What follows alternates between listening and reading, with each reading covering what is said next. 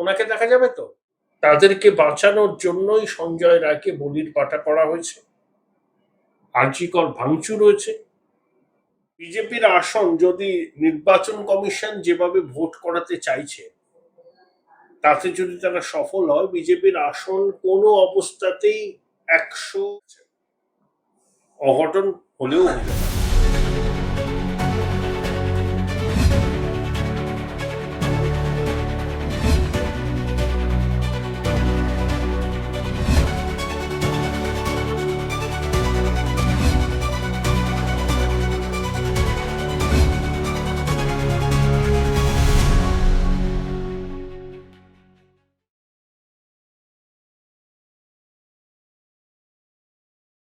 স্বাগত। প্রথমেই CM news মিডিয়ায় তোমায় স্বাগত।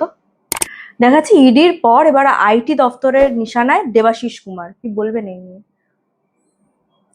ইডি আইটি রেড করতেই পারে যদি তাদের কাছে কোনো প্রমাণ থাকে অসঙ্গতির, দুর্নীতির, আর্থিক নয়ছয়। কিন্তু এগুলো নির্বাচনের আগে হলে প্রশ্ন উঠে যায়।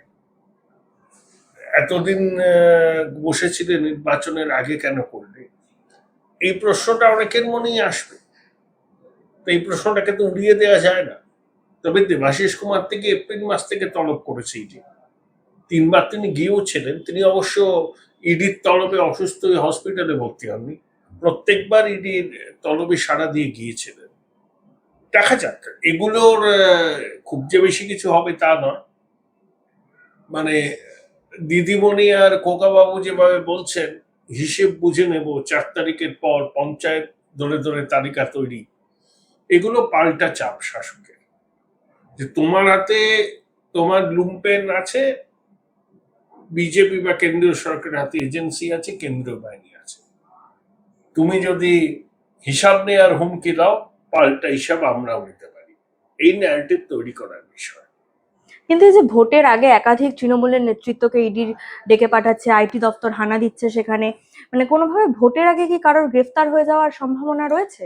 সে আমি বলতে পারবো না হয়েছে কিনা, সেটা তো এজেন্সি বলতে পারবে। এগুলো নিয়ে স্পেকুলেট করা উচিত। এই কেন্দ্রীয় এজেন্সির তৎপরতা বারবার দেখা যায় নির্বাচন এলেই বেড়ে যায়। মানে এর পিছনে কি কোনো যুক্তি আছে? কারণ বারবার বলা হয় যে এটা বিজেপি করাচ্ছে, কারণ না কেন্দ্রীয় না, এজেন্সিগুলো এগুলো বিজেপির হয়ে কাজ বাজে কথা। করছে।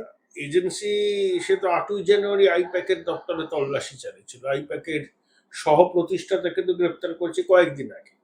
8ই জানুয়ারি তো নির্বাচন ছিল না। আর ভারতবর্ষে সবসময় কোনো না কোনো নির্বাচন হয়। তার জন্য কোনো তদন্ত প্রক্রিয়া তো স্থগিত হতে পারে না। এখানে এইরকম একটা ভাষ্য তৈরি করার চেষ্টা হয়। এজেন্সিকেও তাদের পেশাদারিত্ব প্রমাণ করতে হবে এবং তাদের হাতে যদি অকাট্য প্রমাণ থাকে আইন অনুযায়ী ব্যবস্থা নিতে হবে। সেক্ষেত্রে নির্বাচন কোনো প্রতিবন্ধকতা সৃষ্টি করতে পারে না। মমতা ব্যানার্জির প্রস্তাবক যে মিরাজ শাহ, তার বাড়িতেও আইটি দপ্তর গেছে। মমতা ব্যানার্জি বলছেন ভোটে জেতার ক্ষমতা নেই, তাই ইডি সিবিআই আইটি দিয়ে রেড করাচ্ছে বারবার। ভবানীপুরের দিদি নিজেই খুব চাপের মধ্যে আছে।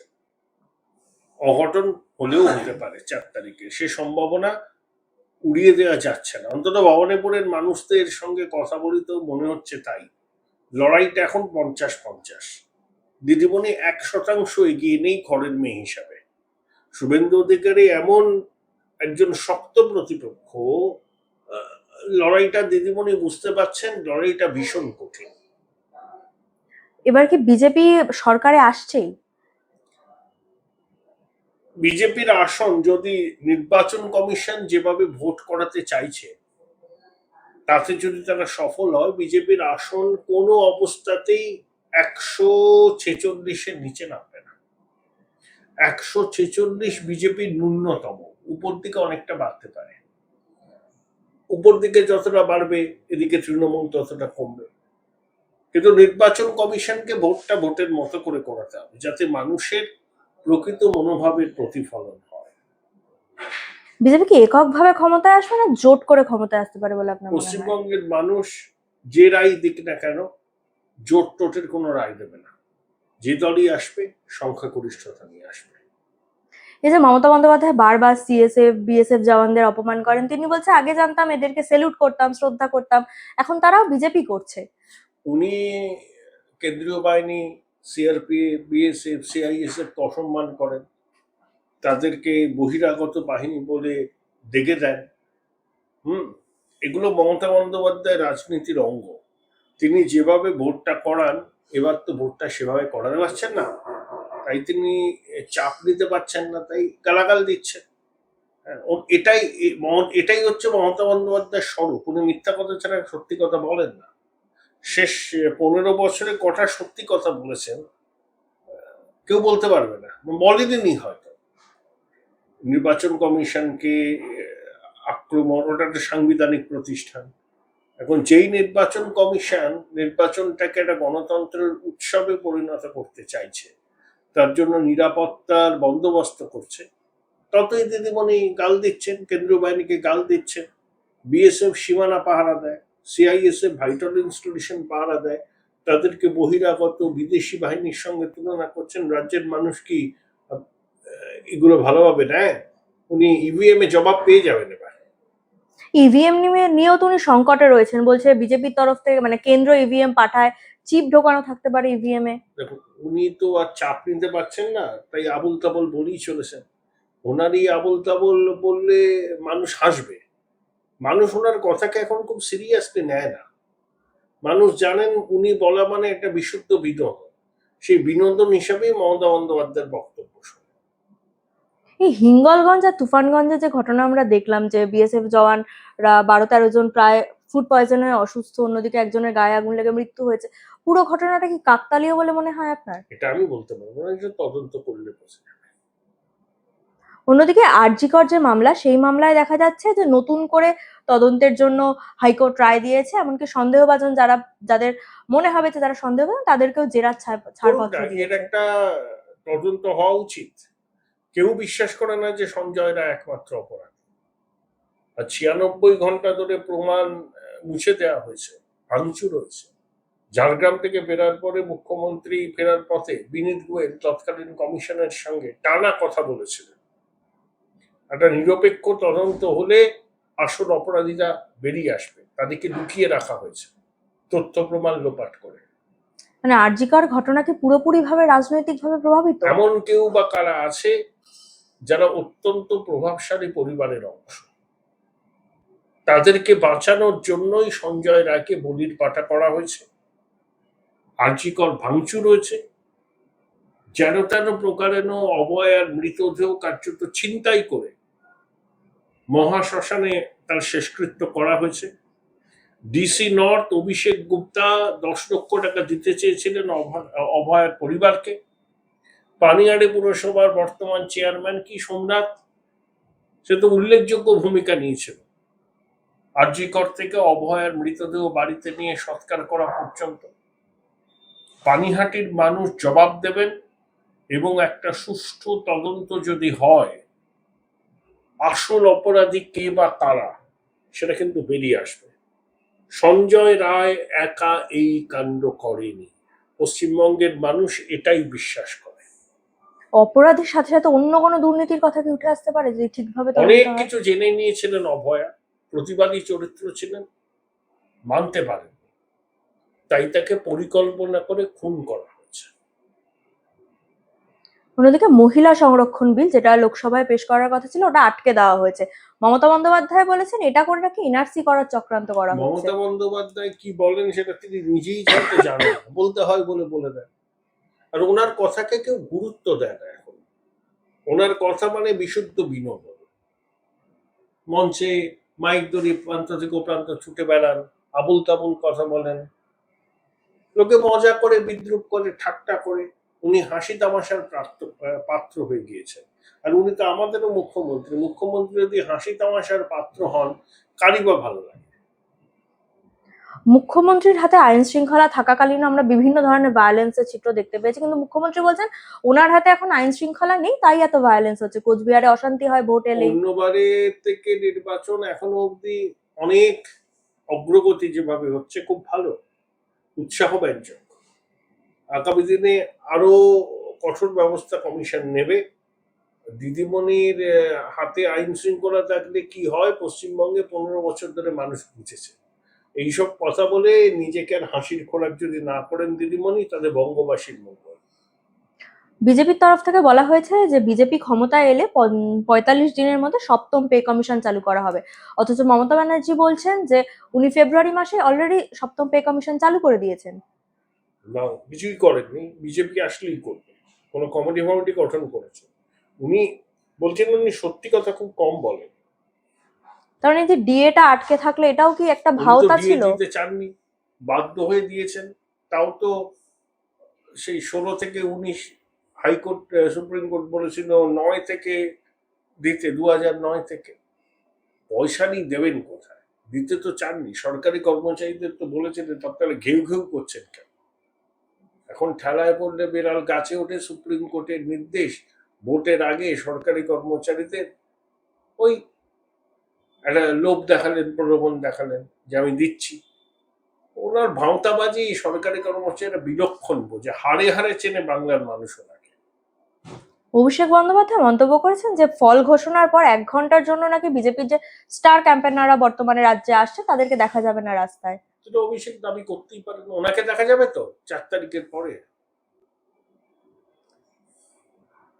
ওয়েবকাস্টিং ক্যামেরা লাগানোর কথা নির্বাচন কমিশন বলেছে, কিন্তু কলকাতার মতো জেলা যেখানে উন্নয়ন একেবারে উন্নয়নের জোয়ার করে দিয়েছে মুখ্যমন্ত্রী, সেখানেরই 100টা কেন্দ্রে প্রায় কারেন্ট নেই। কি করে ভোট হবে? কি করে ওয়েবকাস্টিং ক্যামেরা বসবে সেখানে? এটা কমিশন দেখবে, নইলে কেন্দ্র বদল করতে হবে, জেনারেটর দিয়ে চালাতে হবে, ব্যবস্থা করতেই হবে, ওয়েবকাস্টিং হবেই। কিন্তু ওর কথা, এই যে ভোট কেন্দ্রগুলো, এগুলো তো বেশিরভাগটাই স্কুল হয়। একটা জেলার 100টার বেশি স্কুলে কারেন্ট নেই এতদিন ধরে। নেই, করেনি। এটাই দিদিমণির উন্নয়নের প্রতীক। তাই হয়নি। কমিশনকে এটা ব্যবস্থা নিতে হবে, ওয়েবকাস্টিং করতেই হবে। মানে শিক্ষা ব্যবস্থাটাকে পুরোপুরি সব দিক থেকে ভেঙে দিচ্ছে। একদম। একটা শেষ প্রশ্ন করবো, আপনার কি মনে হয় যে এই যে পশ্চিমবঙ্গে যত ভায়োলেন্স হচ্ছে এর জন্য মমতা বন্দ্যোপাধ্যায় বা মমতা বন্দ্যোপাধ্যায় সরকারই দায়ী? ওরা শাসক তো, শাসকের অনেক দায়িত্ব থাকে। শাসকের হাতে পুলিশ থাকে। পুলিশকে যদি দলদাসে পরিণত করা হয়, যা হওয়ার তাই হচ্ছে। মানুষ বুঝে নেবে কে দায়ী। কিন্তু মমতা বন্দ্যোপাধ্যায় বারবার বলে যে ওনার সরকার স্বচ্ছ, তা সত্ত্বেও তিনি বারবার কোর্টে ছুটে যান। মানুষ জানে তো ওনার সরকার কতটা স্বচ্ছ। 26,000 চাকরি চুরি করেছিলেন ওনার দলের লোকজন, সুপ্রিম কোর্টে বাতিল হয়ে গেল। রেশন কেলেঙ্কারি করেছেন, যেখানেই দেখবেন সেখানেই কেলেঙ্কারি। উনি কেলেঙ্কারির মধ্যে যদি স্বচ্ছতা খুঁজে পান সেটা ভালো। ওনার কাছে বোধহয় এই কেলেঙ্কারি গুলো অল্প কেলেঙ্কারি, এগুলো স্বচ্ছ। মহা কেলেঙ্কারি হয়তো যদি ক্ষমতায় আসেন তখন হবে। ভবানীপুরে ঠিক কতটা মার্জিন পেতে পারে বিজেপি বলে আপনার মনে হয়? ভবানীপুর এখন 50-50 দাঁড়িয়ে আছে। এই মুহূর্তে ভবানীপুর সম্পর্কে বলা সম্ভব নয়। প্রথম দফার ভোট মিটে যাওয়ার পরে যখন কলকাতার দিকে নির্বাচন এগিয়ে আসবে, তখন একটা হাওয়া উঠবে, প্রধানমন্ত্রী রোড শো আছে, সভা আছে, তখন একটা পরিষ্কার চিত্র পাওয়া যায় ভবানীপুরে। অসংখ্য ধন্যবাদ। বৈশাখে সকলকে ধন্যবাদ জানাই। শুভ নববর্ষ এবং আগামী বছর সকলের ভালো কাটুক এই বলে আমরা শুরু করছি। এবং বিগত কয়েকদিনে আমরা এই এলাকাতে আমি যতটা প্রচার করেছি এবং যে যে ইস্যুসগুলো সামনে এসছে, এতে কয়েকটা পর্যালোচনা আমাদের তরফ থেকে হয়েছে। এক তো হচ্ছে যে আপনারা শুনেছেন যে ঠিক 1.5 দিন আগে রাত্রিবেলা একজন মার্ডার হয়েছিল এবং সেই ঘটনাটি আমরা যতটা শুনেছি বা যেটা পুলিশ যখন মৃতদেহের কাছ থেকে আরো আর্মস এবং অ্যামিউনিশন দুটোই রিকভারি হয়। 2 নম্বর হচ্ছে যে তার আগে 33 নম্বর ওয়ার্ডে একটি নির্মীয়মান বাড়ি, এটা পুরোটাই জলার ওপরে, সেটা হেলে যায় এবং যে কোনো সময় খুব বড় দুর্ঘটনা ঘটতে পারত। এবং আমরা যখন ওই স্পটে যাই,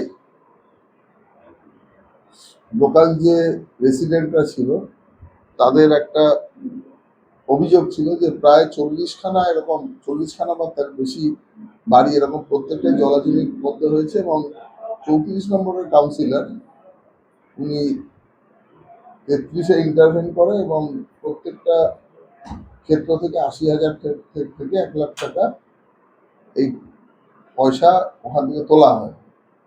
আর সব থেকে আশ্চর্যের কথা, 34 নম্বরের কাউন্সিলর অন্যের জুরিসডিকশনে গিয়ে প্রত্যেকটা বাড়ি থেকে এরকম টাকা পয়সা কালেকশন করে অবৈধ বাড়ি নির্মাণের অভিযোগ মানে পারমিশন দেয়। এছাড়াও এই গড়িয়া সংলগ্ন এলাকায় গাঁজা, বেআইনি মদ এবং গাঁজার ক্ষেত্রে মনোজ এবং আপনারা জানেন হাদু আপ্পা, এই দুজন পুরো এই সিন্ডিকেটটা চালায় এবং গোটা পশ্চিমবঙ্গে কিন্তু এখান থেকেই যত কিছু আপনারা দেখতে পাবেন, যত গাঁজা বা অন্যান্য ড্রাগস, এই পুরো জিনিসটা সার্কুলেটেড হয়। এটা বলতে পারেন এখানটা হচ্ছে ডেন, এখান থেকেই পুরো র্যাকেটটা কিন্তু সার্কুলেট করে। এছাড়াও অবৈধ নির্মাণ সব থেকে বড় ইস্যু। আর এটা যে জলাজমির যে এই প্রসঙ্গটা, এটা শুধু এই একটি কেন্দ্রকে ঘিরে নয়, এরকম উত্তর সোনারপুরের অন্তর্গত বিভিন্ন স্থানে এই ধরনের অবৈধ নির্মাণ রয়েছে। এবং আপনাদের আগে আমি বলেছিলাম, আপনাদের অতি সত্বর আমি প্রত্যেকটা আমাদের মিডিয়া যারা বন্ধু রয়েছেন তাদের লিস্ট অফ এরকম জলাজমি ভরাট করে বিভিন্ন বাড়িও তৈরি হয়েছে এবং বিভিন্ন হাউজিংও নির্মাণ হয়েছে, যেখানে কোথাও লোকাল রেসিডেন্ট যারা রয়েছেন বা চাষি রয়েছেন, কোথাও 50,000 টাকা দিয়ে এক একজনকে, কোথাও আরো কিছু পয়সা করে দিয়ে যখন জমি হাত বদল হয়ে রেজিস্টার্ড হয়, কোনো কমপ্লেক্স তৈরি হয়েছে, সেখানে কিন্তু প্রায় কোনো ক্ষেত্রে দেখা যাচ্ছে যে আমরা ডিডটা যেটা দেখেছি, কোনো জায়গায় 7,26,00,000 টাকায় জমিটা কেনা হয়েছে। তো এরকম ডকুমেন্টেশন আমাদের কাছে প্রচুর এসে পৌঁছেছে। এবং সব থেকে বড় কথা হচ্ছে যে এই এলাকার যে পুরো পরিস্থিতি, মানে রাস্তাঘাট, এই আমরুত বলে একটা প্রকল্প ছিল জল সরবরাহের জন্য, তো এক্ষেত্রে এই টাকাটার 50% কিন্তু সেন্ট্রাল গভর্নমেন্ট দিয়েছিল। প্রথমে 400 সামথিং কোটি টাকা ওখানে বরাদ্দ হয়েছিল, তারপর সেটা বেড়ে 800 কোটি টাকার উপরেও হয়। প্রত্যেকটা বর্ষা এলে রাস্তার যে জঘন্য অবস্থা, মানে ওইগুলোকে রাস্তা না বলে মানে মাঠেও মনে হয় অনেক মাঠ সবুজ থাকে বা প্লেন থাকে, এখানে পুরো প্রত্যেকটা মানে প্রায় 20 থেকে 25% রাস্তায় জল জমে থাকে। মানে এই প্রখর রৌদ্রেও, মানে প্রখর, এখন বৈশাখ মাস আজকে থেকে পড়লো, চৈত্র মাসেও যে অবস্থা ছিল, পুরো ব্যাপারটাই কিন্তু বলতে পারেন যে এই রাস্তা কোথাও ঢালাই করে একটা জায়গায় তৈরি করা হয়েছে, সেখান থেকে রাস্তা অনেক নিচু, আরো ম্যাক্সিমাম জায়গায় কোনো রাস্তাই নেই এবং জলের নিচে। আর সব থেকে বড় যেটা বললাম আমরুতের প্রকল্প, সেটা প্রচন্ড পরিমাণে এই টাকাগুলো মিস